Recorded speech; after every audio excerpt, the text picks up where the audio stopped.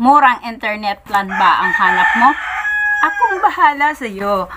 All you have to do is panoorin ang video na to hanggang dulo para malaman mo kung paano at ano ang gagawin para makabil ka ng murang internet plan. So, without further ado, let's start our topic after a short intro.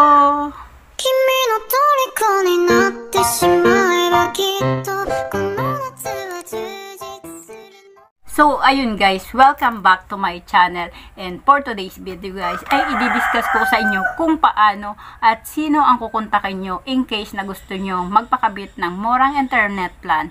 At sasabihin ko na rin sa inyo, i-introduce ko rin sa inyo kung ano yung murang internet plan na tinutukoy ko. So, siguro guys, sa mga dati kong viewers na nagtataka kung bakit ngayon lang ako nakagawa ng video. So, ito na nga ang dahilan kaya ako bihirang makagawa ng video, at kung tutusin, ang mga nagagawa ko na lang ng video is more on kung ano lang yung mga pinupuntahan ko. Hindi na ako nakakapagawa ng gantong video ng mga tutorial or mga yung mga nakaupo lang na ganito dati na lagi kong ginagawa dati na mga gusto nyo. Alam ko na gusto nyo to kasi kapag ka ganito ang mga video na ginagawa ko, talagang malaki ang views. So, kung ikaw ay interesado guys, ay panoorin mo ang video na to hanggang dulo. Huwag ka mag-skip kasi baka kung kailan ka mag-skip ay saka doon yung pinaka-importante na i-discuss natin. Saka guys, lahat talaga ng sasabihin ko dito is importante kung talagang interesado ka na magpakabit ng murang internet plan. So, ayun guys, wala nang paligoy-ligoy pa. Ang tinutukoy ko guys is ito. Bida Fiber Plan powered by Converge. Ako ay isang agent ngayon ng Converge na Bida Fiber Plan. So, ito rin bali guys ang ginagamit ko ngayon na internet plan. Siguro sa mga nakapanood na dati ng video ko na iba yung internet plan na gamit ko. So, ngayon guys, nagpalit na ako kasi Bida Fiber Plan na ang gamit namin. Bali ito guys ay, ang Bida Fiber Plan is 888 lang monthly bill mo. Meron ka ng only internet sa 6 gadgets. Kung paano naman maka-avail guys, bale, kapag ka guys, sa mga Quezon, taga rito sa Quezon Province along Pitugo, Unisan, Agdangan, and Padre Burgos, pwede nyo akong kontakin para kayo ay mai-assist ko kung paano makapagpakabit. At pwede rin nyo, panoorin nyo na rin para hindi na kayo magtanong sa akin kapag ka-interesado kayo, para hindi na tayo maghaba ng chat or text or usap. Panoorin mang video na to at ituturo ko dito sa inyo kung paano talaga mag-apply dito. At saka kung ano ang mga kailangan nyo. Sa mga naman, sa iba namang lugar na hindi ko sakop, pwede rin nyo itong panoorin. Tapos para may idea na kayo, and then maghahanap na lang kayo ng authorized agent dyan sa lugar nyo para makapag-apply kayo. So, balit ganito yun guys. Ito yung Bida Fiber Plan na pinapakilala ko sa inyo ay powered by Converge. Bali, Converge Wi-Fi ito guys. Pero, Bida Fiber Plan. Plan na 888 lang monthly. Ito ay internet para sa buong pamilya. Kumbaga guys, ito ay para sa residential lang.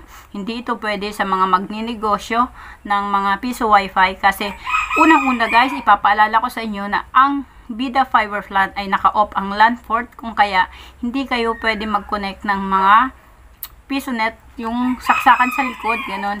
At hindi rin pwede yung yung computer. Pero pwede guys ang smart TV at ang laptop. So, bali guys, ang Bida Internet Plan ay meron kaming 1.5 na installation fee plus 1 month deposit in 888 pesos. Bali, a total of 2,388 pesos na initial cash out kung gusto nyong i-fully paid ang inyong babayaran na plan. Pero may second choice po tayo guys na pwedeng 888 lang ang inyong babayaran, bali 1 month deposit lang, tapos makakabitan na kayo, and then ang magiging monthly nyo is 988 monthly within 18 months. After 18 months, babalik na kayo sa 888 monthly. Bakit guys naging 988? Kasi bale yung 1.5 na installation fee, bali ginawang installment, dinagdagan ng 100 every month ang inyong bill, bali magiging 18 months. Kapag kunenta nyo, yung 18 months is 1.8 kasi meron na siyang 300 na admin fee. So, kung gusto nyo naman na wala kayong admin fee babayaran, edi i-fully paid nyo yung 2,388 para maging 888 lang ang monthly nyo. Sa pag-apply naman nito guys, ang mga kailangan lang, kailangan nyo lang ng valid ID, kung saan ang valid ID nyo ay dapat ay naka-address kung saan yung pa-installan yung lugar. Kung wala naman, kung halimbawa naman, iba ang address nyo sa inyong ID, ay magbibigay lang kayo ng proof of billing, yung bill ng kuryente nyo, o kaya bill ng tubig, o kahit anong bill ninyo na ang address ay doon sa bahay na pakakabitan nyo ng internet. Tapos, the rest, kami nang bahala, yung lunglat, map, or NAP, kami nang bahalang maghanap. So, bali guys, may mga lugar kami na hindi nakakabitan dahil walang malapit na NAP. Kailangan nyo guys, bago kayo mag-apply, kailangan nyo ring alamin kung yung inyong lugar ay meron dong poste or merong NAP na pagkakabitan ng Converge. Bali, 350 meters from NAP box or poste na may NAP box up to sa bahay ninyo, yun ay sure na makakabitan ng walang problema. Pero kung sobra doon sa 350 meters, pwede din ninyo, lalo na yung mga sakop naming area dito sa Quezon, ay pwede nyo kaming kontakin at ikagagawa natin ng paraan yan. Basta meron kayong kasabay sa linya or pagpapakabit. Minimum of 6 bahay sa inyong lugar ay pwede na natin yung palagyan ng split NAP. So, NAP at marami ng yung mga dating hindi naaabot ng internet connection ngayon ay meron na. Kaya, so, kung gusto niyo kontakin nyo lang ako. Ilalagay ko dito sa screen yung aking number. Pwede nyo ako dyan text or call and then re-replyan ko kayo. Kung pwede naman, para mas madali, search nyo ang Facebook page ko and then chat nyo ako sa aking messenger at lagi po akong online. So, iba pang paalala about sa Bida Fiber Plan. Kapag ka pala nagpakabit kayo, ibig sabihin, yung first month nyo, marami nito nagtatanong nito kapag ka nagpapakabit sa akin kung bakit daw iba ang bill nila or nadagdagan ang bill nila sa first bill nila. Kasi ganito yun guys, sa first bill nyo ay meron tayong tinatawag na prorated days. Kumbaga, halimbawa, isang example natin, 'di ba? Kapag nangungupahan ka ng bahay, 'di ba ang cut-off doon is halimbawa sa buwan from January 1 to January 30. 'Yun ang 1 month mong babayaran. So halimbawa, naglipat ka ng December 25. So ibig sabihin, bago mag January 1 is may 5 days ka na nakatira doon sa bahay na yun, ibig sabihin may 5 days na matadagdag doon sa babayaran mo sa January 30. Kagaya din lang po ito nung sa Converge or sa dito sa Wi-Fi. Halimbawa, ang cut-off mo is 21st ng buwan. Halimbawa, 21st ang iyong cut-off. Tapos, nakabitan ka ng halimbawa 17. So, ibig sabihin 17, 18, 19, 20, 21 is may 4 days kang naunang prorated days bago ang inyong cut-off.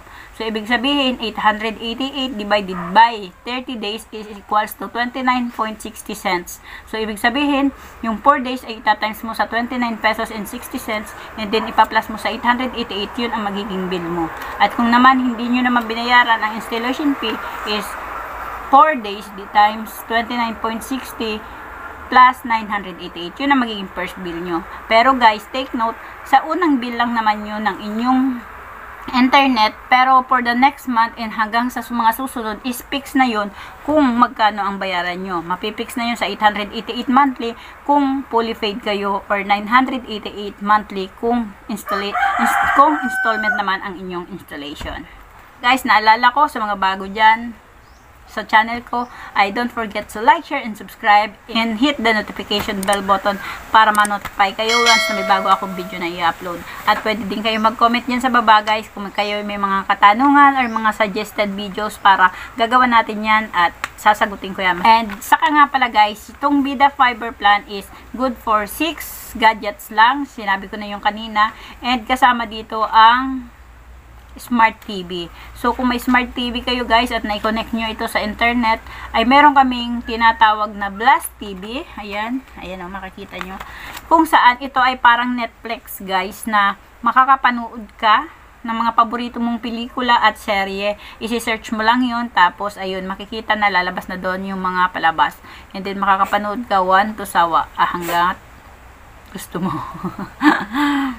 Pero inuulit ko guys, pinapaalala ko na ito ay hindi pwede sa Wi-Fi bendo, Ecobit. Kasi marami sa akin nagchat-chat na gusto na nila magpakabit ng Wi-Fi bendo. So, meron naman ibang plan ang Converge na pwede ang Wi-Fi bendo. Hindi nga lang namin dala yun, yung Converge Fiber X. Pero, nasa sa inyo na yan dahil gusto nyo ng pag halimbawa choice nyo talaga, di yun na lang.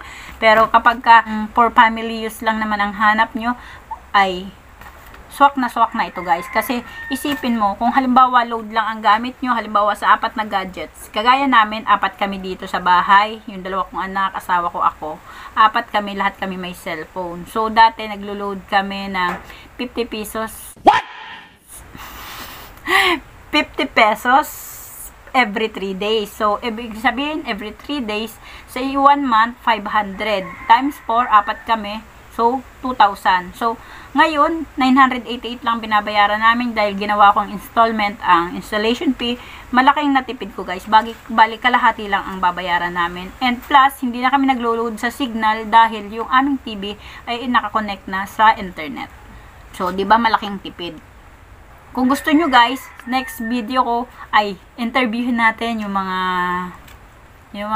nakabitan ko na, yung napag-ahentehan ko, napagpakabitan namin para marinig nyo kung ano ang comment nila or kumusta ang kanilang internet connection na nagkakahalaga ng 888 lang monthly.